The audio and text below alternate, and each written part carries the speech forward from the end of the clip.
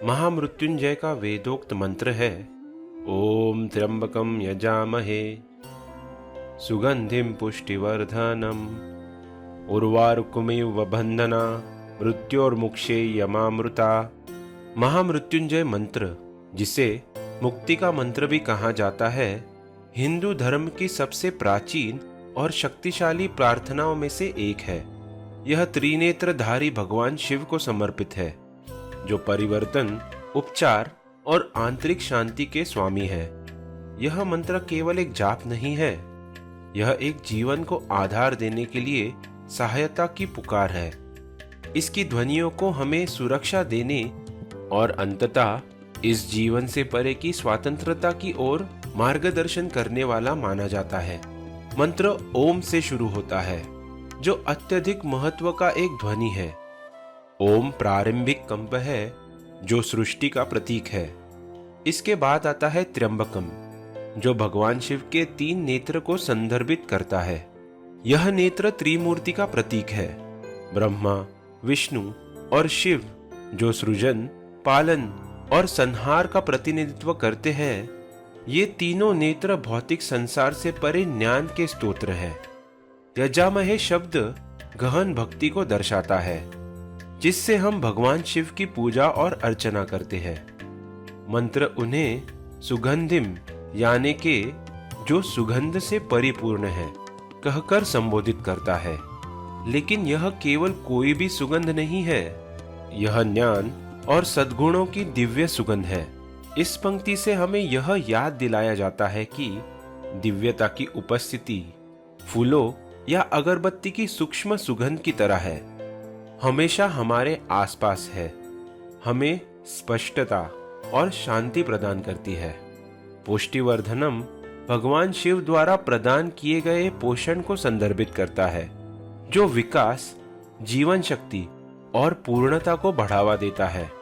वे पोषण करता है, हमें स्वस्थ बनाते हैं और कामयाब होने में मदद करते हैं। वैदिक साहित्य में उन्हें पोषण, जगत के पालनकर्ता और समस्त ज्ञान के प्रेरक के रूप में भी वर्णित किया गया है। यह मंत्र उन्हें शारीरिक स्वास्थ्य और आध्यात्मिक कल्याण के रूप में स्वीकार करता है। इसके बाद उर्वा रुक्मी वबंधना में एक सजीव चित्रण मिलता है। यह हमारी आसक्तियों और पीड़ाओं को एक फल की तरह दिखाता है, जो बिना किसी प्रयास के डंठल से अलग हो जाता है। खीरे की बेल से मुक्त होने की तरह यह पंक्ति बीमारी, भय, यहाँ तक कि पुनर्जन्म के चक्र से मुक्ति का प्रतीक है। यह हमें याद दिलाता है कि हर चीज के पकने का और स्वतंत्र होने का समय होता है। अंत में मृत्योर्मुक्षी यमामृता अंतिम संदेश का वहन है। यह मृत्यु से मुक्ति के लिए एक प्रार्थना है। यह मृत्यु न केवल शारीरिक है, बल्कि अज्ञानता और अंतहीन पुनर्जन्म रूपी भी है। यह हमें अमरता या मोक्ष यानी के शांति और दिव्यता के साथ एकत्व की अवस्था की ओर मार्गदर्शन करने का निवेदन करता है।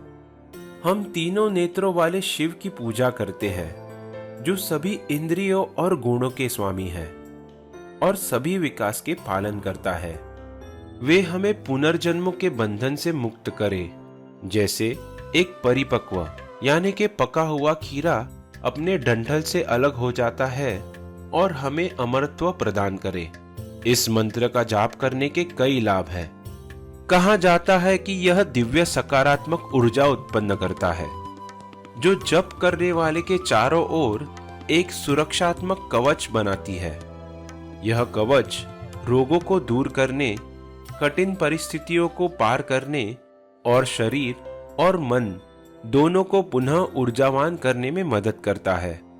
जप के माध्यम से आप भगवान शिव की उपचारात्मक ऊर्जा से जुड़ते हैं और अपने भीतर और आसपास की चुनौतियों का सामना करने के लिए उनकी मार्गदर्शन का आमंत्रण देते हैं। यह मंत्र केवल शारीरिक कल्याण के लिए नहीं, बल्कि आध्यात्मिक विकास और आत्म साक्षात्कार का एक साधन है।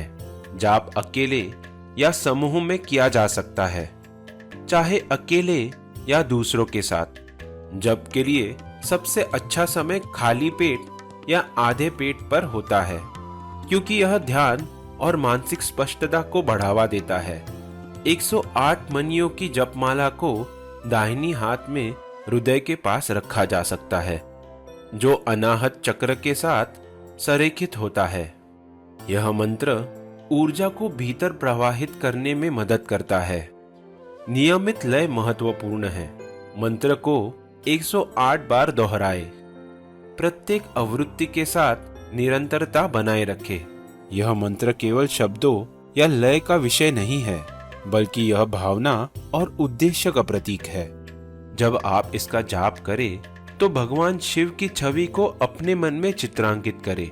उनका शांत मुख, उनके मस्तक पर सुशोभित चंद्रमा की कलिका, उनकी तीसरी आंख से प्रकट होता ज्ञान का तेज और उनकी उपस्थिति की मधुर सुगंध, जो आपको हर ओर से घेरे हुए है।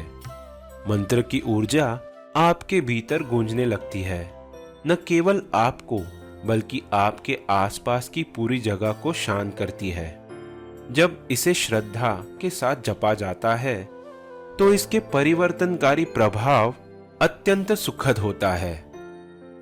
अगर आप मंत्र सुनना चाहते हैं तो डिस्क्रिप्शन में दिए लिंक पर क्लिक कीजिए।